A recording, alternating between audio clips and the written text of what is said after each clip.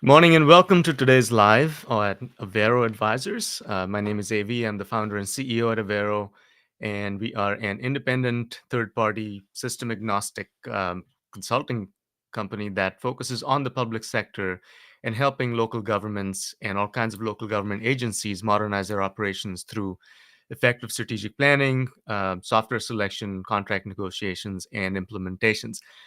We are based out of Knoxville, Tennessee, and our nationwide practice.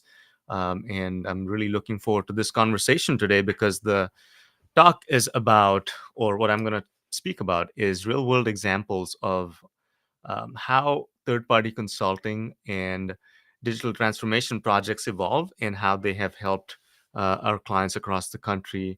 I'm going to be taking questions. So if you have questions, please put them in the chat box and let us know where you're tuning in from. We have an audience that is worldwide, and we love hearing from you. So pop your questions in the chat box, and I look forward to this conversation.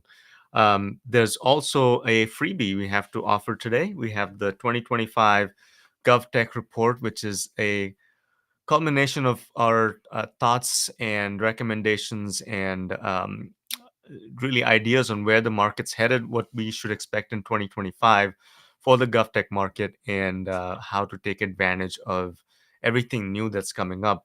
There's a section on obviously lots of ERP advice, AI, lots of thoughts on the top ERP systems for your organizations. And if you uh, scan the QR code that's on your screen right now, you will be able to obtain that report and go through it. And please reach out and let me know, either here in the chat box or reach out on email or LinkedIn and tell me what you thought about this report. If you missed anything, if you liked something in particular, we would love to hear about that.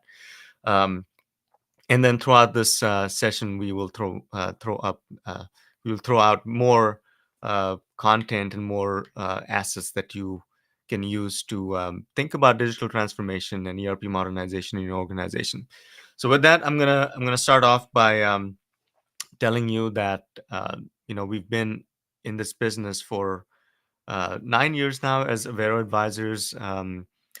4 years in a row on the Inc. 5000. So really proud of all of the things we've done for ourselves and our clients. And the stories that stick out are the ones not just of success. I know we've said real world results, um, but we measure success absolutely by what a project does for our clients, not necessarily just for us, right? We can use these examples and stories to uh, tell you how great we are as consultants. But if these stories didn't lead to good client outcomes, then I don't like to claim them. So we're going to talk about a couple of these projects where our systematic approach, our methodology for helping our clients go through modernization efforts have really stood out because they are stories where everything sort of came together. It wasn't easy. None of these projects are easy, but it's really important that we talk about what the roadblocks were and where people that were stakeholders and remain stakeholders in these projects came together to make critical decisions, came together to overcome obstacles. And even though there were moments where there was infighting, where department heads didn't like each other, or the vendor completely screwed up, how we were able to pick it all up again and keep moving and get the client to the desired outcomes. So again, if you have any questions, please pop them into the chat box here so we can address them. And if we don't get to any questions, we will obviously respond to those through LinkedIn or YouTube or any of these other channels that we're on. So the first project I want to talk about is actually one that is really dear to me.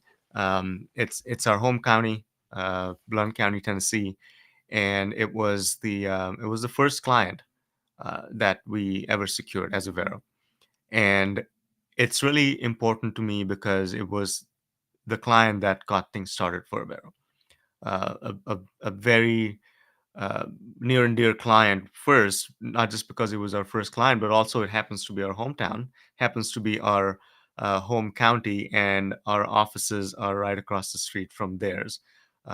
So there was a lot at stake, not just for us, for also, but also for the client.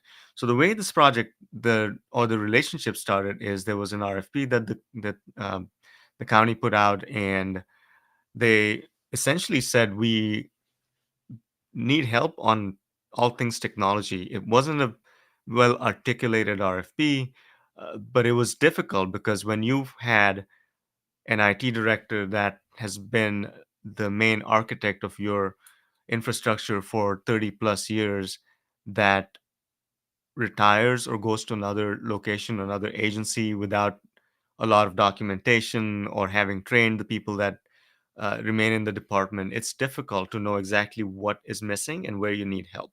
So, in hindsight, it was pretty forward thinking of the client to say, we just need help. We don't know exactly what.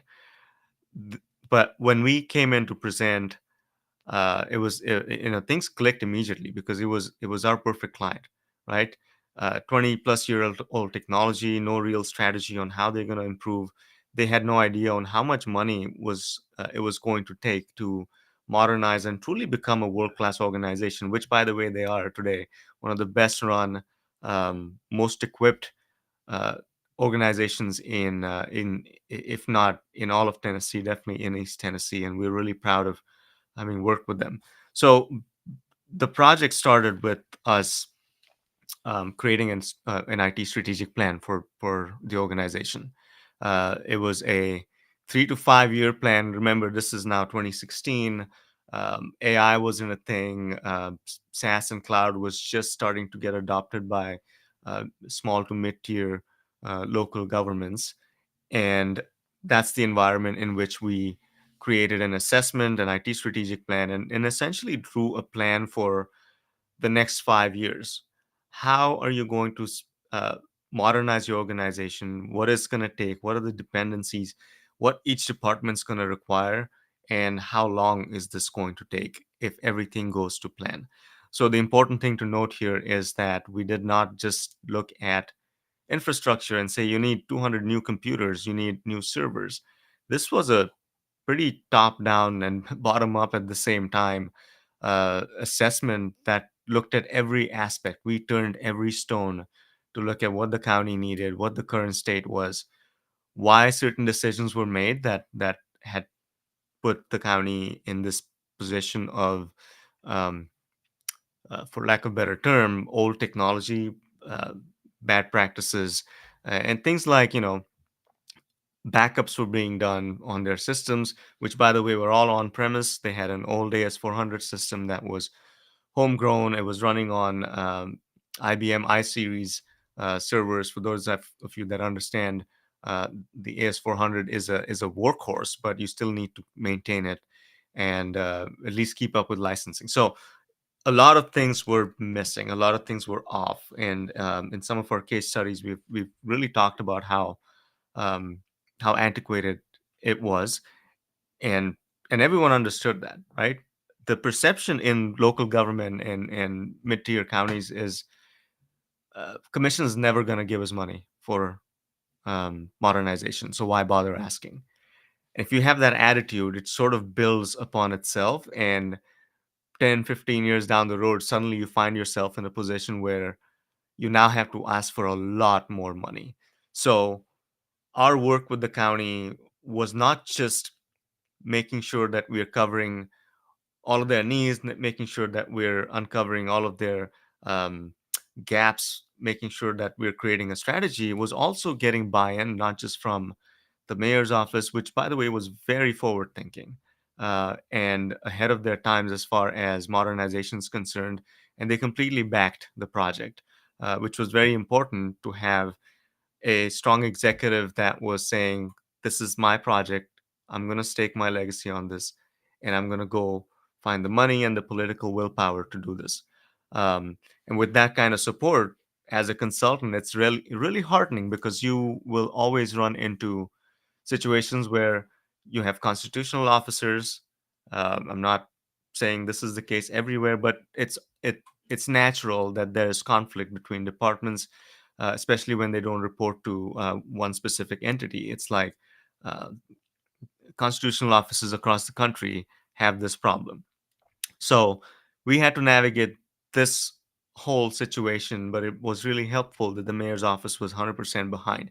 And as it turns out, so were the constitutional officers.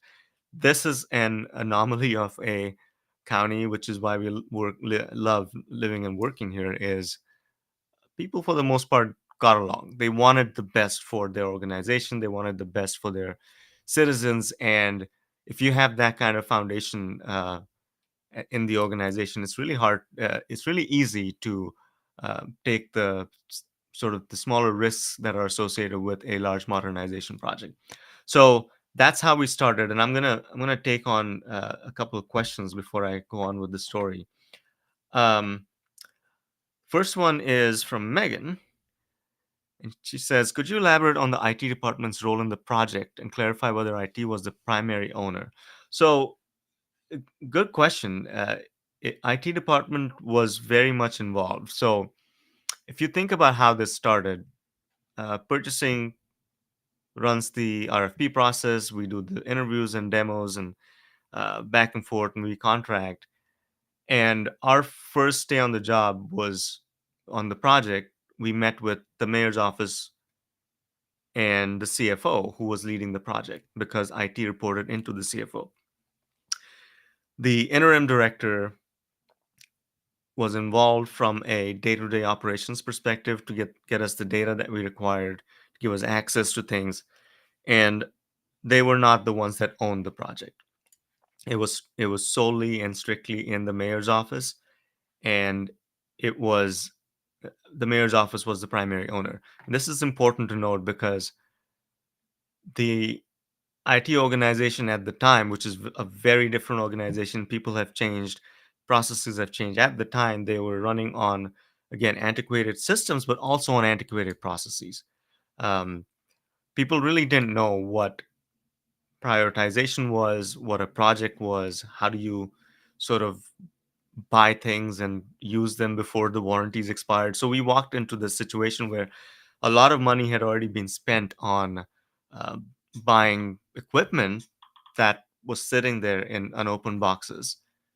And while that might not seem like a huge problem, a lot of this equipment was networking equipment that had now run out of warranties, had run out of services. A lot of times, in a lot of cases, things were bought with no corresponding service packages bought together. So you could not necessarily just call the vendor and get help with installing these things. So complete disarray. But again, it wasn't the fault of the folks that were in the IT department at the time. It was the old leadership that had was no longer there. And again, layers upon layers of decisions. And like I said, if you don't keep up with capital improvements in IT, you're suddenly 10, 15 years later stuck with a huge bill and a huge modernization effort. Next question is from Kyler. How do you evaluate homegrown systems and decide what customization needs to stay or go? Um, it's really easy when the homegrown system is truly antiquated. I mean, there's a place for AS400 in this world even today. Uh, the problem remains with systems that were built from scratch that are green screen that require command prompts, and there's several issues with that. Even though it may work as a workhorse, it's not optimized for today's work practices. It's not optimized for mobility. It's not optimized for the web. And yes, you can put a front on it. You can create nice UIs that use modern technology on the front end, but fundamentally these systems remain inflexible, and it takes a lot of work to customize any of it. The second problem is good luck finding people that can actually read and edit the code that is in the back end of these systems, right? So it's not easy. So evaluating older systems, uh, in my opinion, there's several layers of filters. One is it usable? Is it susceptible to breaking? And who knows how this was built and when things break, what to do? You and then again, you have this added layer of, is it on premise? Is the server being kept up with? Are the licenses paid? And again, where are the backups? Do the backups work? Who knows how to use this thing? So in this case, the decision was made to discard the old system. It just wasn't working for the county. But the problem was, how do you do this without breaking this existing system and therefore the county's processes? To make matters worse, the old system had not they hadn't kept up with the licensing. So the fear was that IBM's going to come and take your toys away at any moment. Thankfully, that didn't happen. But our job was to make sure that as we're creating this strategy, that we bubble wrap the system, that it doesn't break while we're doing modernization, that the county is still able to um, perform their business uh, on this older system. Because as you can imagine, an ERP implementation is not an overnight thing. That implementation took almost 2 years. And while we were working on the new ERP, we had to make sure that the older system remained operational. So what we did in that case is we did what's commonly referred to as a lift and shift operation, where we took that system on premise and we stuck it into the cloud, into a managed services environment with a third party that uh, kept it secure, kept the backups automated, and made sure that nothing infrastructure wise failed on that system while we were modernizing the ERP and implementing a new ERP system. And that was very helpful because that system held data going back 30 plus years, right? So, of course, we didn't bring all of that data forward. We used that as an archival solution and brought very limited data forward into the new system. Next question from Lexi is it uncommon to have executive buy in some tech transformation projects? Is it uncommon to have executive buy in?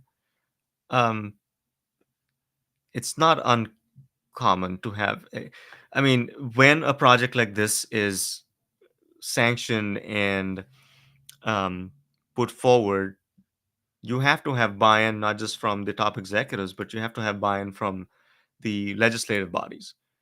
Uh, so a good example is when we went into this project, um, everyone was under the impression that they had allocated enough money for this project, and when we got there, the first thing I noticed was, given where the county was technically, process wise, systems wise, one that money that they had set aside was should have been 3 or 4 times more, which is where it ended up being. Right, you had to do a complete overhaul of infrastructure and systems and processes. So our job was to break the news that the money you think you have set aside, that you think is enough, is not going to scratch the surface. But to our credit, we built enough trust that it wasn't just seen as a sales tactic. It wasn't just seen as a tactic to increase our own revenues. They really needed that kind of help and that kind of uh, uh, funding expenditure to really come up to speed and come to the benchmark and baseline of where most modern organizations were. So executive buy-in is important, but it's important to have that buy-in across the board, from legislature, from councils and commissions, to the mayor's office, all the way down to the director levels, and eventually throughout the organization. Because otherwise you run into issues where people don't want to change. They're going to wait you out. They're going to wait out the executive, because elections happen every 4 years and we can drag this out. So it's super important. So, what happened next on that? And keep the questions coming. And it's fascinating to answer these. And looking back, um, so many years ago when we started that project. So the IT strategy was adopted. Um, we presented that to the commission. We got buy-in. We told them how much money it was going to take and how to actually do this, because we don't want to raise $4 or $5 million up front. We don't want to spend all of it at once. You had to really sequence things to make sure that your infrastructure projects are getting done, that you're moving into the 21st century as far as um, cybersecurity modernization is concerned, modernizing your processes is concerned, embracing more mobility and less paper. All of that had to happen at the same time while getting buy-in from the elected bodies, and of course, fighting the elements within those elected bodies that did not want anything to do with modernization, where they saw this as unnecessary spending by the local government. So we had to make a strong case for why they need to do this to find efficiencies and eventually save taxpayer dollars. It all worked out magically. Not magically, there was a lot of work. It seemed like magic at the time because it came together like it doesn't usually. Where as we went into the COVID era, this county was so super prepared that when the Tennessee Supreme Court on a Friday afternoon said, Monday morning, we're going virtual. Good luck. Do all of your business on Zoom. This county was ready. We were able to, over the weekend, make sure that they had the right equipment, they had the right licenses on the judges' desks, and the lawyers were all equipped. The DA's office, all of that worked like clockwork. And on Monday morning, they were doing business online. Um, it doesn't happen overnight. It doesn't happen with just great consultants. It needs to happen through collaboration between every party, every stakeholder that's involved, and that's not it's not an easy task to accomplish. Um, questions, comments. Megan says it's so you're so right. Alignment can feel like a rare gem, but it's a game changer. Yeah, everyone needs to be on the same page, and you can't do that unless you show value. As a consultant, unless you show value, unless you understand the local community, not just the IT department. This was not an IT project. A huge portion of that was a tech upgrade, yes, but you had to educate the client on uh, what best practices are, what things mean, what when IT director says something, what does that mean? How does it translate into finance speak? How does it translate into budgeting? A true good consultant needs to have that kind of understanding to be truly effective. Other than that, otherwise you're just giving a piece of paper. You're just giving a 200-page document or in a report to the client that says here's what you should be doing, and it's not always useful because it doesn't get adopted, doesn't get translated. So the biggest part of that project was the ERP implementation. So as we are bubble wrapping this old system, as we are doing infrastructure upgrades, we set out on a selection process where we help the client create an RFP, but before that, we also help them redesign their processes. We use IBM BlueWorks Live to document the as-is processes, the future state processes, and use that to create real detailed requirements, a requirements definition that was then used to create an RFP for this organization. And if I recall, we got 10 different proposals. 4 or 5 were shortlisted for presentations. We had a very stringent process of demo scripts and making sure that the vendor was showcasing all the things that the client thought was important to them at the time, and they chose to go with a uh, very well-known software vendor who presented the best deal at the time. And then we helped them implement that solution all the way from finance, not HR. They were already on another HR platform, but it was finance, enterprise asset management, purchasing, and a couple other modules. Question coming in. How did you identify the root cause behind the commission's reluctance? Was it fear of change, budget constraints, or lack of understanding? I mean, it budget constraints are always a good roadblock, but it stems from a lack of understanding of what needs to happen, especially when you build a project like this as a computer project or an IT project, right? In someone that is an elected commissioner that has never dealt with enterprise modernization, it's easy to just think that, oh, we just need to buy 700 new computers. Our computers are slow and old. Oh, we just need to go from residential grade internet to enterprise grade broadband. And educating elected officials and commissioners to that level is important work, because they're not dummies. They understand the world deeply. They understand politics. They understand financing.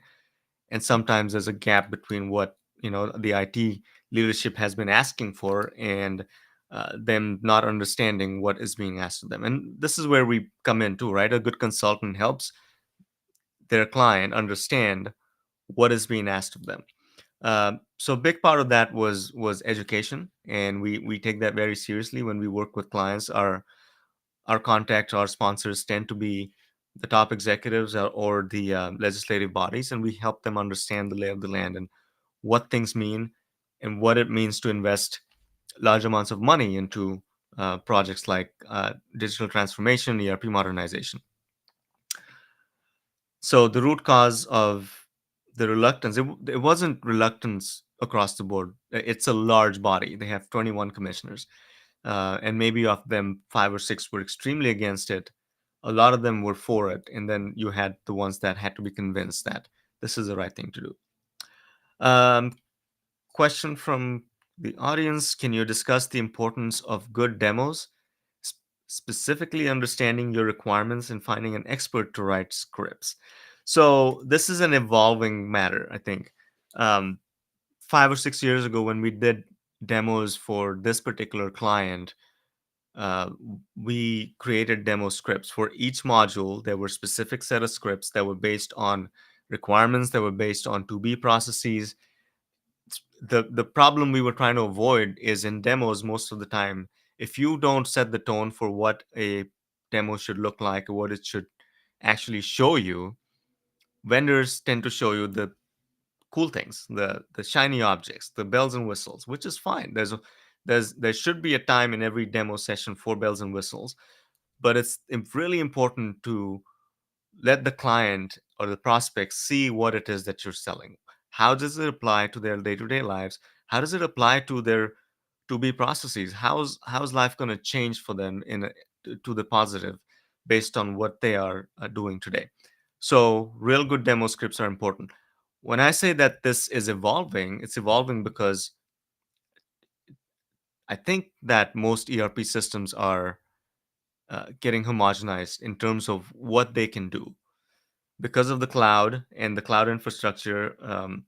It really is become a commodity where the differentiating factors are the brand and customer service. Products themselves are not that different from each other, right? um, yes, there are more robust offerings on the market that cost more money, but they are not that different from each other anymore.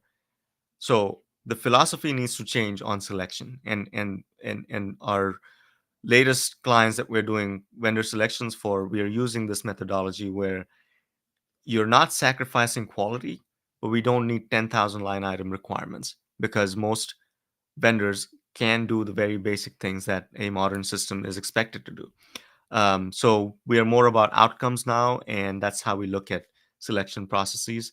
Again, it's not at the expense of quality, or we're not missing anything. It's been a really successful process so far.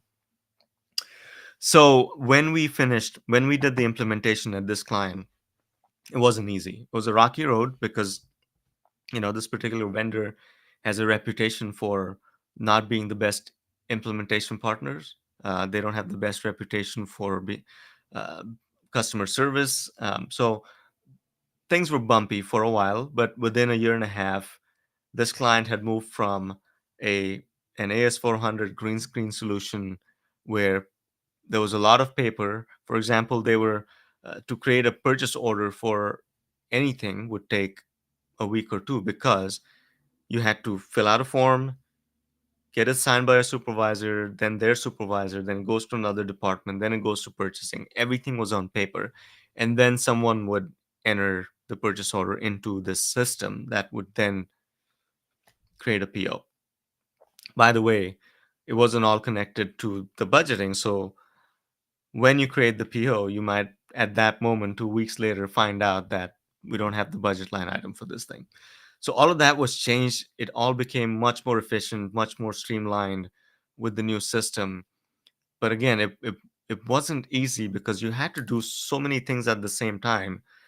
And by the way, this was before any ARPA funding or any of that. This county really did this through fund balance, through effective and efficient financial management over the years, and they actually had the money uh, to spend on this. It wasn't they didn't have to raise debt.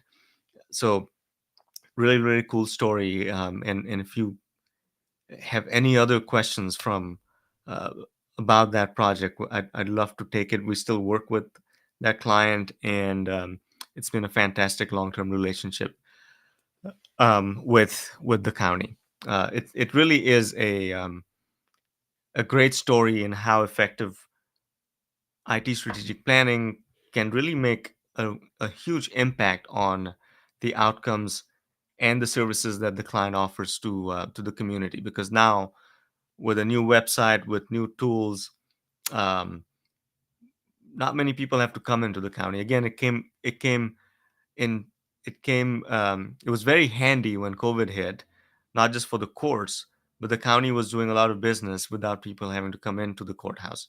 And all of that was possible because of forward thinking leadership that saw that they had a strategic problem, not just a technology problem. And they went about it in a strategic manner and solved it.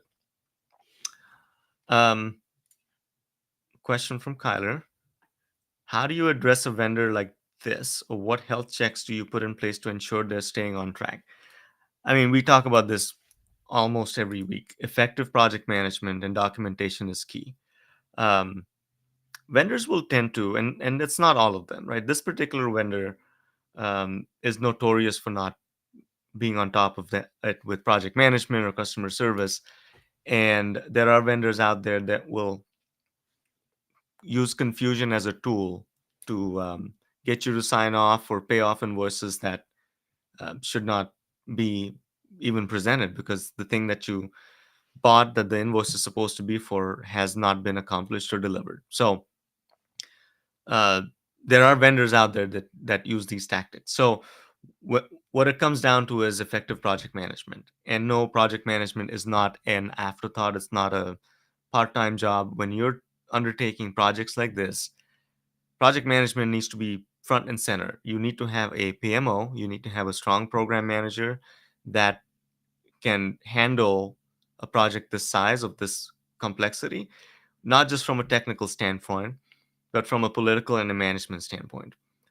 It's really, really important to have one person in charge of this that reports into the executive, and that has a team under him or her that can manage multiple projects at the same time, that can chase things down, that can make sure that nothing falls through the cracks, because everyone has a day job, including the IT directors, including the IT managers of the world. They have day jobs, and a modernization project, an ERP implementation project, is a full-time job that you need effective project management for. So that actually leads me into my next case study, or next story about real world results. And this one is a story where it it didn't really end up with an impactful system implementation, but it ended with the client being in a better position and not being taken advantage of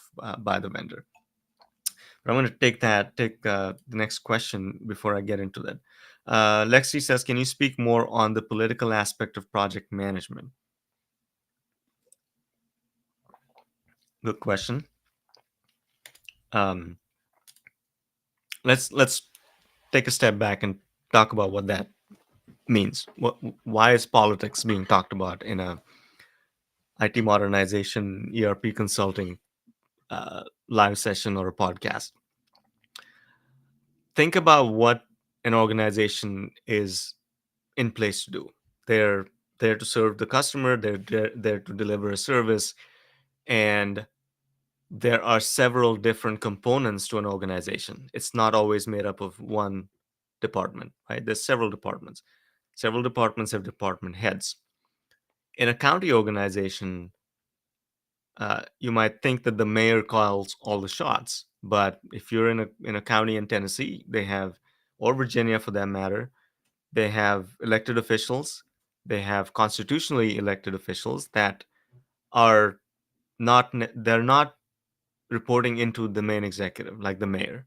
They are their own entity. They run their own organization. They have been elected by the people. So the only people that really report to are the people that voted them in.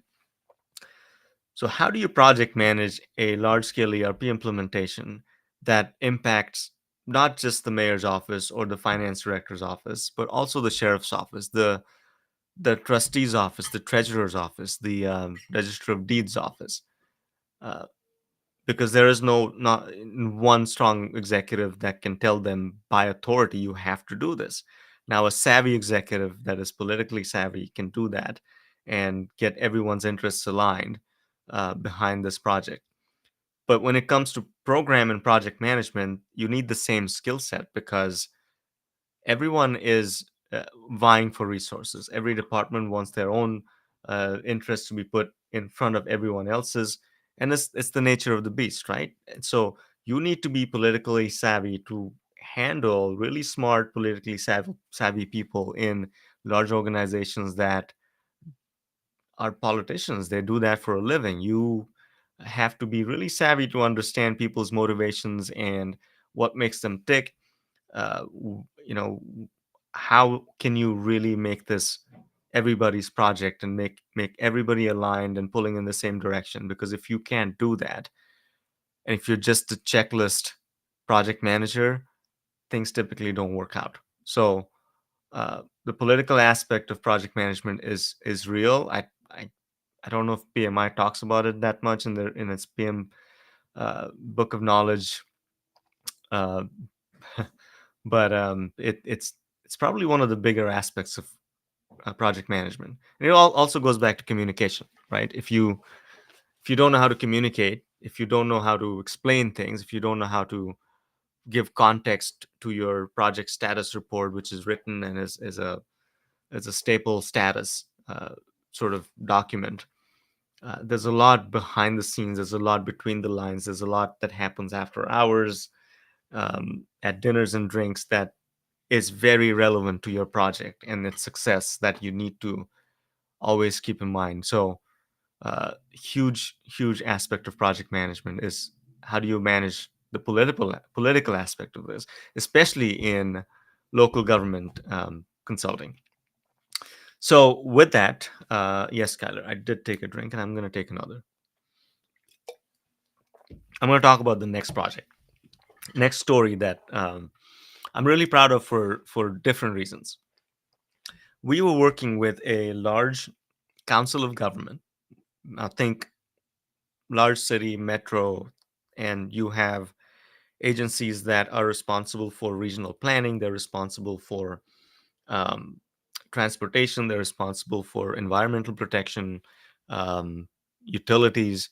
Not necessarily from a direct delivery standpoint, but they're responsible for um, regional planning and approving projects. They're also responsible for collecting um, funds, grant funds from the federal government and distributing them to member agencies. These agencies, these councils of government can be large or small. They can be development districts, but this particular one is a large agency that was operating on um, an older version of Microsoft Dynamics AX that was sort of very customized for them. And the biggest process, of course, they were not happy with the system. It was older. They had a very forward thinking CFO that wanted to make things efficient, and they brought us in to uh, do project management. They selected a vendor, they signed the contract, and after the contract was signed, they brought us in to take on the PMO. And when we were kicking off this project with this fairly large vendor, in the kickoff meeting, we typically expect to see a project plan, we expect to see communications plan, we expect to see a plan for how this project is going to roll out and what we're going to have to do collectively to make this a success. The vendor the software vendor shows up with no project plan. Red flag number one, right? We've done several red flag live sessions. Red flag number one is where the vendor shows up with no project plan. Now, typically, if we were involved in the negotiation process and the pre-implementation process, we would have made sure that we have a project plan as the PMO, and that the vendor's project plan is closely tied to the overall project work plan. Because think about it, when the vendor presents a project plan, it is primarily from their perspective, how they're going to deliver to you. And the first iteration of any project plan is never considers your blackout dates, your vacations, your budget season, your audit time, and you have to take all of that into account to make this a real project plan. So when we are asked in sales presentations, how long is the project going to take? How long is implementation? And my typical answer as a consultant is it depends on which vendor you're going to choose, what their methodology is, and how we collectively come up with a project work plan. So in this kickoff meeting, vendor shows up, no work plan, but they say you're going to go live on March 1 of 2020, whatever year it was. It was 18 months away. And our question was, how do you know? If you don't have a project plan, how do you know that you're going to go live on a certain day? And the vendor had no answers. They said, we're going to give you a project plan um, in 6 weeks. That doesn't work. If you're kicking off a project and you're going to invoice us for this meeting we're having, we need to see a project plan. So it kind of started off that way. We eventually get a project plan that wasn't 100% right, back and forth. Meanwhile, we started sessions with the vendor, and we quickly realized that the vendor may have lied to the client in their proposal and the presentation. Keep in mind, we weren't involved in the selection process. And the client had a very specific problem.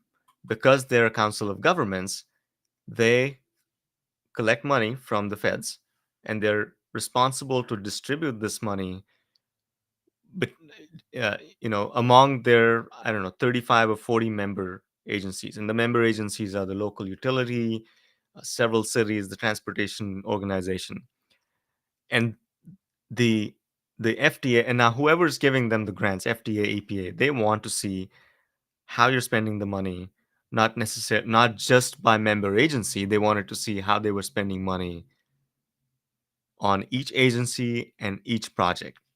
This is, as an accountant, if you're listening to this, you immediately think about the nightmare that is um, project-based accounting at that level. If you don't have the right tools, it's really hard to track. So this client was tracking all of this on Excel spreadsheets. New vendor says, of course, we can do this in our system. And as we start the configuration discovery sessions, we start hearing that, no, that's not what we can do. That's not what we meant. And what was currently a, I don't know, 3 or 4 step process, the vendor's workaround was going to make this an 8-step process. So spent all this money and time, and now you're going to get stuck with a worse process because the vendor misled or didn't, misspoke and said, we at the time we could do it, it's easy, but now they're saying we can't. This is common, by the way, right? Salespeople say things, and when the implementation team shows up, they're like, I don't think they should have said that, or I don't think they said that. We can't do it. The key point is, as we're going through these sessions and this dance around whether or not you can do this or not, what came in real handy, and this goes back to the earlier question, what's important? Political awareness and savviness as a PM is important, as a project management team is important, but also what's important is documentation. If you haven't documented every meeting, if you don't have minutes, if you don't have something to point to that the vendor said X on a certain day, and it's a conflict with what they said in the contract, you're going to have a problem, because then it becomes a verbal he said, she said. Um, so we documented everything. And, a couple of months of this back and forth with the vendor, and the client said to us, what do we do here? What are our options? And the options were not pretty, right? One is you can terminate this contract. Two, you can, and by the way, terminating means going back to your board and saying, we made a mistake in the selection. We were misled. The second option is to stick with it and accept an inferior product and spend millions of dollars to get an inferior product. Both bad options. And it's not often that you find a sponsor or a client that says, you know what, we're going to pull the plug on this. Go back to the drawing board. Will it grow? It's okay. It's better than having a bad process at the end of this. So this client chose to pull the plug. And of course, the vendor said, wait a second, you're going to have to pay us now. You've signed a 3-year contract or 7-year contract. We need to get paid out. It's SaaS fees. And that was the position. Client wants out. Vendor says, well, you can have out, but you need to pay us. Because of effective project management, effective documentation, effective, um, for lack of a better term, keeping the vendor in check and on their toes, we were able to get that client relief and out of the contract for very little um, pain and payment. It did not go to litigation. Did not go to arbitration. None of that happened, which it was headed to, right? The vendors saying you owe us X millions of dollars, and clients saying we owe you zero. Um, Documentation really helped. So, what documentation tools or templates have you found most effective during ERP selection and implementation? I mean, we have our own templates, right? Uh, we have our own dashboards, we have our own project status reports, but they're all based on key best practices and recommendations from PMI, the Management Institute, and the PMBOK. Some really critical elements that need to go in every status report are risks. It's not necessarily just a checklist, right? We did X last week, we're going to do Y next week. If you're presenting a status report to a top executive that is leaning on you and is taking a lot of credibility on this project, your status report better be effective and actionable. Meaning, if you're presenting it to an executive, you better have risks, roadblocks.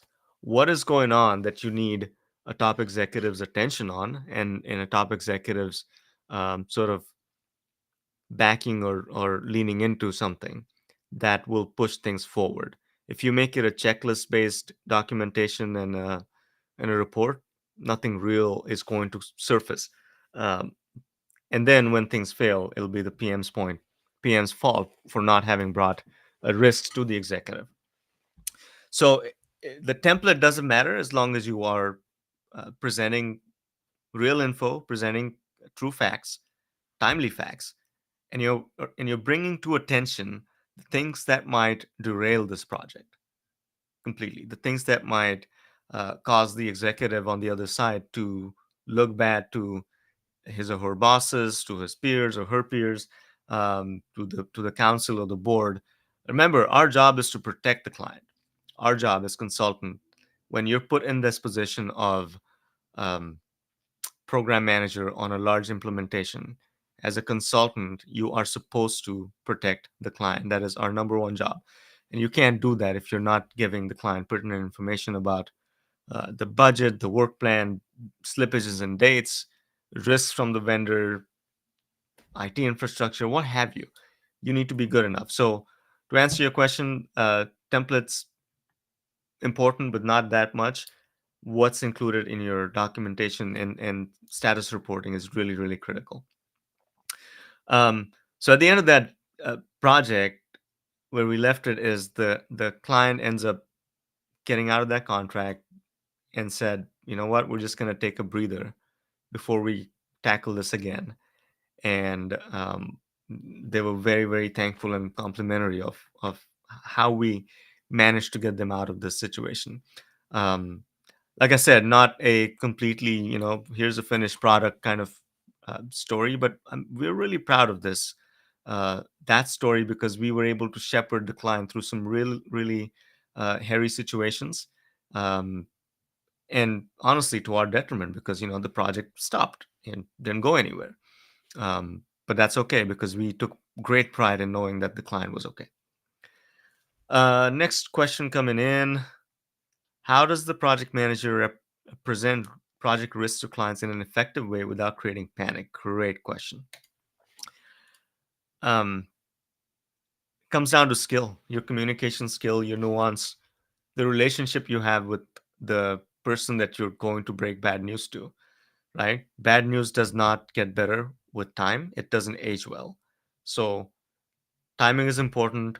Not if it's a big enough problem, it's important to not wait till the weekly or bi-weekly status report. You need to be savvy enough to understand what's important, what's not, and what the client needs to hear. So how do you present it? Timely. It's the most important skill to have as a PM.